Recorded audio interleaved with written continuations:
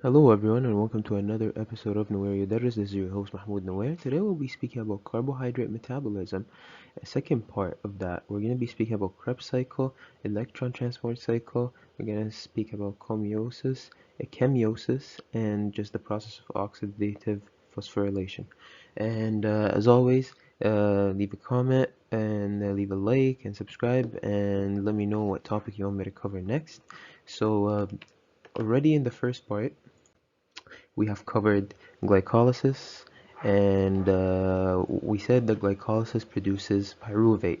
Now we're gonna talk about the Krebs cycle, or as it's called, the TCA cycle, and it's an aerobic cycle that is used to generate energy through the oxidation of acetyl-CoA, and acetyl-CoA is basically made when pyruvate turns into acetyl-CoA by pyruvate dehydrogenase. It's one of the three ways that pyruvate could be utilized after coming out of the glycolysis. So the main purpose of the TSA cycle, or the Krebs cycle, is to produce two electron transporters, NADH and FADH2. Alright, so when we start with the cycle, we start with pyruvate, like I said, turns into acetyl-CoA, and then along with oxaloacetate, they both kind of combine together and they form citrate. All right, they using citrate synthase, they form citrate. So two things combine to form citrate. All right, and then citrate then goes on to form isocitrate. So as it forms isocitrate, so that happens by using something called aconitase. These enzymes are hard to pronounce. Anyways, so after isocitrate is produced from citrate, and then in the process of going from isocitrate to the next one, which is alpha ketoglutarate, NAD plus turns into NADH, and it also produces carbon dioxide. So already that's one NADH produced. And then going from isocitrate to alpha ketoglutarate, it uses isocitrate dehydrogenase. What's easy about the cycle? First off, it's shorter, names are shorter, and then the enzymes used to move on and kind of make the enzyme afterwards, they kind of use the same name. So you're basically memorizing one thing and adding dehydrogenase or synthase at the end. And then alpha ketoglutarate also has the same process, NAD plus 2 NADH, and produces CO2. So already in these two steps, 2 NADHs and 2 CO2. And then alpha ketoglutarate uses alpha glutarate dehydrogenase to turn into succinyl coenzyme A. Alright, and then here GTP is actually produced, right? GTP plus P, and then produces GTP. And then succinyl coenzyme A uses succinyl coenzyme A synthase to kind of catalyze or go into and become succinate. And then succinate uses succinate dehydrogenase to turn into fumarate. But during that process, though, something I forgot to mention here is that FAD in that process turns into FADH, FADH2, so with two protons here.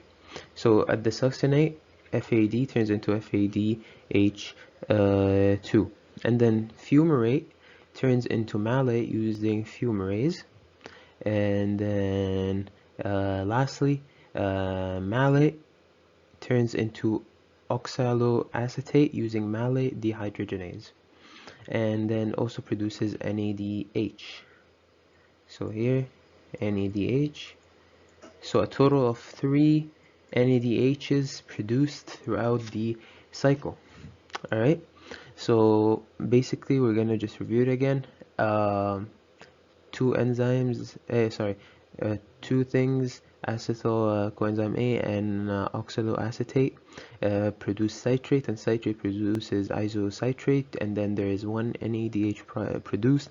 Isocitrate then produces alpha ketoglutarate, in which one NADH is produced, and then moving on, after ketoglutarate produces succinyl coenzyme A or succinyl coenzyme A, and then which produces succinate, and then succinate, fumarate, malate, and then malate back again to oxaloacetate. It's a simple cycle in which acetyl coenzyme A plus 3 NAD plus FAD plus GDP plus P plus 2 water. I know a lot of things go in, and then 2 carbon dioxide come out plus coenzyme ASH plus 3 NADH plus H3 plus 1 FADH2 plus GTP. Basically, for the next process, all you need to just know is that 3 NADHs and 1 FADH2 comes out. Simple as that. Imagine going through all this cycle to produce these 4 electron carriers. So 1 glucose usually yields 30 to 32 ATP, like as you go from glycolysis to oxidative phosphorylation, but there are other processes afterwards that produce even more ATP. But if we're sticking strictly to these 3 processes, glycolysis, TCA, and oxidative phosphorylation produces 30 to 32 ATP. The total cellular respiration though yields 36 to 38 ADPs. Alright, so next we have ADP and NAD+, which are allocitric activators. They bind to another site in the enzyme to change the conformation for the substrate binding. So they kind of are essential in order to change the conformation so the substrate comes unbind and doesn't allow for any just random substrate to come unbind. Pyruvate dehydrogenase has 5 enzymes. Pyruvate dehydrogenase, dehydrolyl transitase, dehydrolipoyl dehydrogenase, and then we say pyruvate dehydrogenase converts into acetyl coenzyme and NADH. And then after it converts into acetyl coenzyme, we have NADH and CO2, and this all happens oxidative carboxylation. Pyruvate dehydrogenase kinase and pyruvate dehydrogenase phosphate. So these are the 5 dehydrogenase complexes that we have here. Alright. Next we have something that's really high yield, electron transport chain. So oxidative phosphorylation is basically 2 processes, the ETC, electron transport chain, and chemiosmosis. Right? Chemiosmosis has the ATP synthase, in which we'll be speaking about in the next slide. So the process of electron transport chain is a chain of enzymes. We have 4 enzymes here. The couple energy stored in electron donors, the NADH and FADH2, they kind of use their H pluses and electrons to create a proton gradient. So let me simply just explain everything real quick. So you got NADH and you got FADH2. They are in the mitochondrial matrix. So we got 3 spaces. You got intermembrane space, you got the inner mitochondrial membrane, you got the mitochondrial matrix. So the enzymes are lined up on the inner mitochondrial membrane, and then intermembrane space is where we want to get the H plus to create the proton gradient, and the H pluses are currently in the mitochondrial matrix. So NADH comes with complex 1, and then complex 1 kind of takes the electrons and it takes the electrons of the NADH, and the NADH kind of oxidizes and loses its hydrogen plus. Alright. So after that, the complex 1 supercharges as it uses electrons from the NADH. So it uses NADH for 2 things, to use electrons and then kind of transfer its H pluses. Alright, so transfers electrons NADH to flavin mononucleotide to coenzyme Q, which we'll be talking about shortly. And then 4 protons translocated. So uses electron and then boom, boom, boom, boom. You got 4 H pluses that transfer from mitochondrial matrix to intermembrane space. And then afterwards doesn't get rid of its electrons, alright? It then sends the electrons to coenzyme Q. We have 2 important coenzymes here. Coenzyme Q and cytochrome C. Right? So we have 2 of these important enzymes. Okay, so complex 1 gives its electron to coenzyme coenzyme Q, and then tells it, hold on to it for me please. And then next we have complex 2, which we have here FADH2, kind of gives up its electrons and protons, alright, and then turns into FAD plus, alright, and it gives up 2 protons, alright, and gives its electron to complex 2. But complex 2 though is special. It doesn't transfer protons from the mitochondrial matrix to the intermembrane. Instead, what it does is it gives the electron it got from FADH2 to the coenzyme Q. So now coenzyme Q has 2 electrons. Alright, so after coenzyme 2 has 2 electrons, by the way, note that in complex 2 there is no proton that's being pumped or translocated. Plus, in complex 1, one more high yield thing. Complex 1, it's only NADH, transfers electrons from NADH, complex 2 from FADH. And then moving on, coenzyme Q has 2 electrons and then doesn't want it anymore, so it just passes on to complex 3 in order to supercharge. Alright, after it kind of accepts the electrons from coenzyme Q, if it kind of pumps 4 protons. It pumps 4 protons before transferring these electrons to cytochrome C. Take a note that a coenzyme Q actually forms coenzyme QH2 when it takes in both electrons, and then dissociates when it gives it away to complex 3.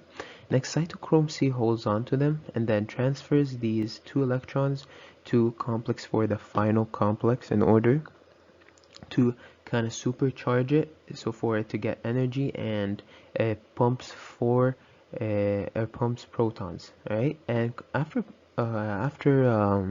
complex 4 pumps in protons, what happens is that basically forms hydride ions from cytochrome C to oxygen and forms water, creating proton gradient. So it transfers the electrons to 2 oxygen, or actually 1 oxygen molecule that kind of dissociates into 2 oxygen ions, and then forms 2 H2O molecules. So there are 2 H2O molecules that are being formed. As proton gradient increases, pH drops, and voltage increases in the intermembrane, known as electrochemical gradient. They kind of go from a negative to positive.